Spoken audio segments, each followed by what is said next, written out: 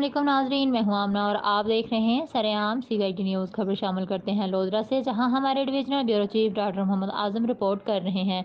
Commissioner Multan division doctor ارشاد احمد کا لودھرا کا ہنگامی دورہ۔ کمشنر ملتان ڈویژن ڈاکٹر ارشاد احمد نے کہا ہے کہ 2,49,80,00,000 روپے کی خطیر مالیت سے لودھرا کہروڈ پکا میلسی ویاڑی روڈ کے تعمیری منصوبے کو بروقت مکمل کیا جائے۔ ان خیالات کا اظہار انہوں نے آج یہاں ضلع لودھرا کے ہنگامی دورے کے دوران جاری ترقیاتی منصوبوں کا جائزہ لیتے ہوئے کیا۔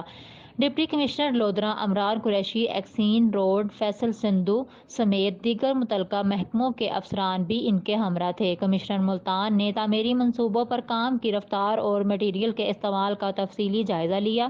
کمشنر ملتان ڈویژن ڈاکٹر ارشاد احمد نے گورنمنٹ ہائی اسکول لودھرا اور گورنمنٹ بوائز سیکنڈری اسکول مختوم علی کا بھی معائنہ کیا۔ انہوں نے اس موقع پر اسکولوں میں طلباء و طالبات کو کورونا ویکسین لگانے کے عمل کا بھی جائزہ لیا۔ انہوں نے اسکول میں صفائی ستھرائی، کمپیوٹر لیب، سائنس لیبارٹری اور کلاس روم کا بھی معائنہ کیا۔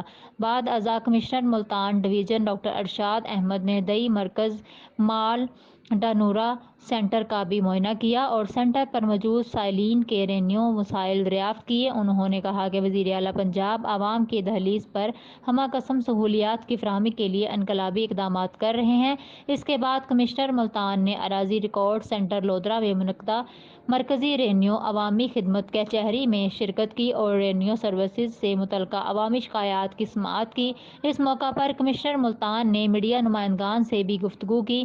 خدمت کچہری میں سائلین نے رینیو سے متعلق اپنے مسائل پیش کیے۔ کمشنر ملتان نے درخواستوں پر فوری عمل درآمد کے لیے احکامات جاری کیے۔ کمشنر ملتان نے سائلین کو یقین دہانی کرائی کہ ان کے مسائل جلد حل کیے جائیں گے۔